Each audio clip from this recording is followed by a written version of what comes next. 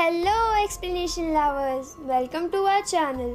आज मैं आपको रिसेंटली रिलीज हुई मूवी नो एग्जिट की स्टोरी एक्सप्लेन करूंगी।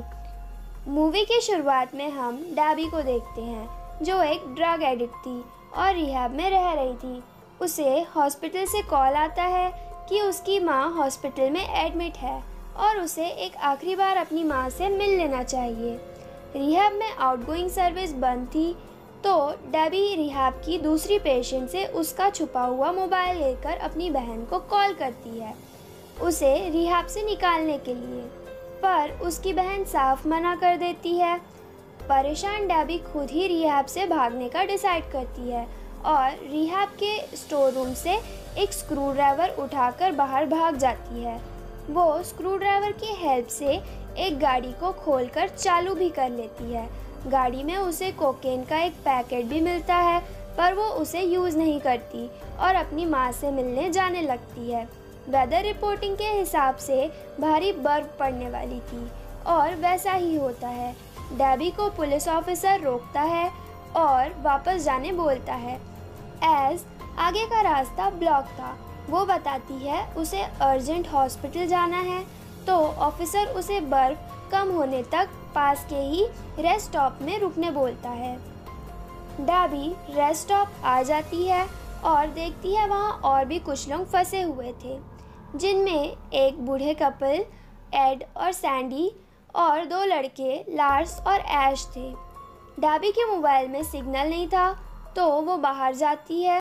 डेबी को वहाँ एक वैन दिखता है जिसमें एक बच्ची कैद थी।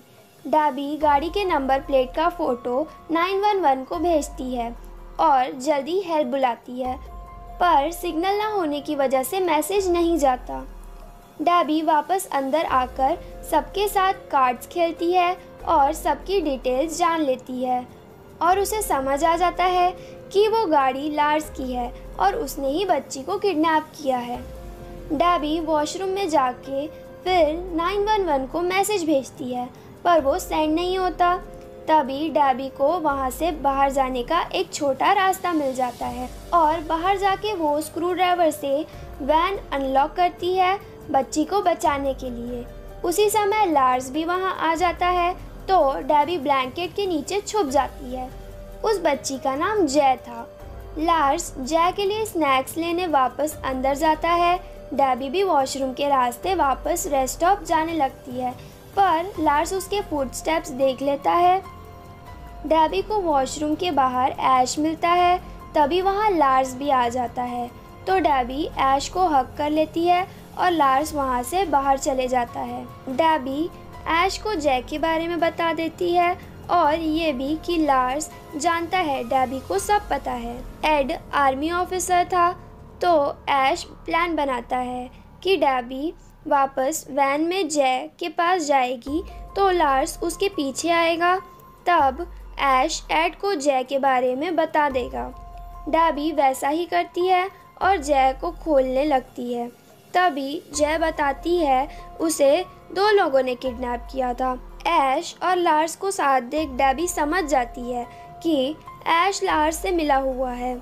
ऐश गन लेकर उसे मारने जाता है, पर डेबी वापस रेस्ट स्टॉप भाग चुकी थी। ऐश उसे गन पॉइंट पर रोकता है और एड को कुछ भी बताने मना करता है।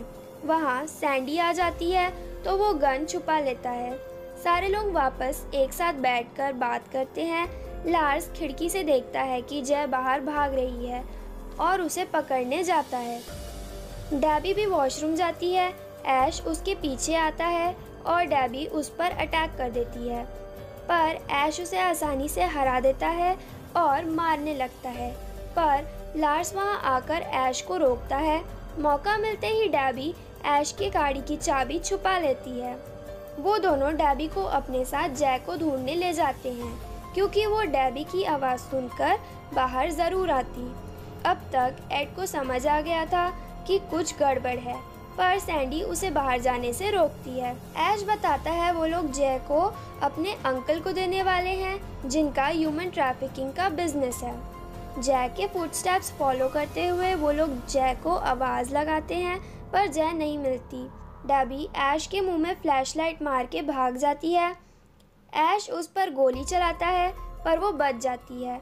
गोली की आवाज़ सुनकर एड भी बाहर आ जाता है और उसे बेहोश जे मिल जाती है। एड उसे अंदर ले आता है। सैंडी जै के ब्रेसलेट को देखती है और उसे पता चलता है कि जै को एड्रेनल क्राइसिस है, उसे मेडिसिन की ज़रूरत है। डेबी भी भागकर रेस्ट स्टॉप आ जाती है और एड को लार्स और ऐश की सच्चाई बता देती है। एड दरवाज़ा ब्लॉक कर देता है। ऐश सबको गोली मारने की धमकी देता है तो एड झूठ बोल देता है कि उसके पास भी एक गन है। डेबी के पास ऐश की गाड़ी की चाबी थी। एड चाबी के बदले जै की दवाई मांगता है पर ऐश नहीं मानता। सैंडी बताती है कि जै को दवाई नहीं मिली तो वो मर जाएगी। ऐश रीसेट स्टॉप पर गैसोलीन डाल देता है। सैंडी डर जाती है और जै को बाहर भेजने बोलती है पर एड ऐसा नहीं करता।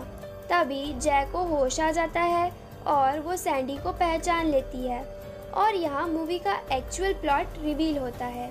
सैंडी जै की मेड है। जै के पेरेंट्स बहुत रिच थे, इसलिए सैंडी ऐश और लार्स को जै को किडनैप करने बोलती है। वो लोग वैसा ही करते हैं पर जै की मेडिसिन कहीं नहीं मिल रही थी तो सैंडी को खुद ही मेडिसिन देने रेस्ट स्टॉप आना पड़ता है, जहाँ तूफान की वजह से सब फंस जाते हैं। एड को किडनैपिंग के बारे में कुछ नहीं पता था। सैंडी ऐश को बताती है कि एड के पास गन नहीं है और दरवाज़ा खोल देती है। डेबी उसे रोकती है तो वो उसके आँख में पेपर स्प्रे डाल देती है। ऐश और लार्स अंदर आ जाते हैं। सैंडी जै को इंजेक्शन लगा देती है और जै ठीक हो जाती है। सैंडी एड को बताती है जै जल्दी घर वापस आ जाएगी जब उसके पेरेंट्स पैसे दे देंगे। डेबी बताती है ऐश जै को किडनैप करने की जगह अपने अंकल को बेचने ले जा रहा है। सैंडी उसे रोकती है पर वो नहीं मानता। ऐश गाड़ी की चाबी मांगता है पर डेबी नहीं देती तो वो एक गोली एड को मार देता है। सैंडी लार्स पर पेपर स्प्रे डाल देती है तो ऐश सैंडी को भी गोली मार देता है, जिसके बाद ऐश एक नेल गन से डेबी के हाथ पर शूट कर देता है। कील से उसका हाथ दीवार में फंस जाता है। ऐश लार्स को मुंह साफ करने ले जाता है। डेबी जैसे एक टूल लेकर अपने पास छुपा लेती है। ऐश के पास जो डेबी का मोबाइल था उसमें सिग्नल आने लगता है और मैसेज आता है कि उसकी माँ की मौत हो गई है। ऐश डेबी को ये बता देता है। सिग्नल आते ही 911 को भी मैसेज चले गया था तो पुलिस वहाँ जल्दी आने वाले थे। ऐश को ये पता चल जाता है। ऐश जै के हाथ में भी कील मारने की कोशिश करता है तो डेबी उसे चाबी कहाँ है बता देती है। ऐश लार्स को गन दे देता है और खुद नेल गन लेकर चाबी ढूंढने लगता है। जे धीरे धीरे उठकर स्विच बोर्ड के पास जाने लगती है। लार्स उसे रोकने की कोशिश करता है पर जे लाइट्स बंद कर देती है। डार्बी कोकेन कंज्यूम कर लेती है जिससे उसकी बॉडी नम हो जाती है और वो हाथ से कील निकालकर लार्स पर अटैक कर देती है। ऐश वहाँ नेल गन लेकर वापस आ जाता है। जै उसे धक्का मार देती है जिससे एक कील सीधा लार्स के माथे पर लग जाती है पर स्कल की वजह से उसे कुछ नहीं होता। मौका मिलते ही डेबी और जै भाग जाते हैं। ऐश लार्स को धीरे धीरे बाहर ले जाने लगता है पर लार्स एड के खून में स्लिप होकर नीचे गिर जाता है जिससे कील उसके ब्रेन तक घुस जाती है और उसकी मौत हो जाती है। डेबी और जे गाड़ी लेकर निकलने लगते हैं। ऐश गाड़ी के टायर्स में कील मार देता है और गाड़ी का एक्सीडेंट हो जाता है। ऐश रेस्ट स्टॉप में आग लगा देता है और डेबी को मारने जाता है पर पुलिस ऑफिसर वहां आ जाते हैं। डेबी ऐश के हाथ में गोली मार के नेल गन गिरा देती है। पुलिस ऑफिसर डेबी को गोली मार देता है। मौका देखते ही ऐश डेबी की गन उठाकर पुलिस ऑफिसर को शूट कर देता है। डेबी अभी भी जिंदा थी।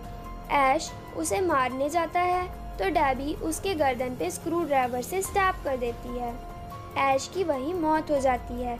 जख्मी डेबी पुलिस ऑफिसर के रेडियो से हेल्प बुलाती है और सीन यहीं कट हो जाता है। 48 डेज के बाद हम डेबी को देखते हैं जो रिहैब में थी। और दीवार पर एक ड्राइंग थी जो जय ने बनाई थी। डेबी की बहन उससे मिलने आती है और मूवी यहीं ख़त्म हो जाती है। मूवी की स्टोरी काफ़ी स्ट्रेट फॉरवर्ड है। सैंडी बस पैसों के लिए जय को किडनैप करवा रही थी, पर ऐश और लार्स, जिनके अंकल ह्यूमन ट्रैफिकिंग करते थे, वो जय को बेचना चाहते थे। यहाँ एड की कोई गलती नहीं थी, पर उसे भी सैंडी की वजह से अपनी जान से हाथ धोना पड़ा। डेबी ने जय को बचाने के लिए अपनी जान भी दांव पे लगा दी, जिसके कारण डेबी की बहन ने उसे माफ़ कर दिया। आई होप आप लोगों को ये मूवी का एक्सप्लेनेशन पसंद आया हो। अपने ओपिनियंस और थॉट्स कमेंट सेक्शन में ज़रूर लिखें। Thank you for watching. To appreciate our work, like, comment and subscribe to our channel.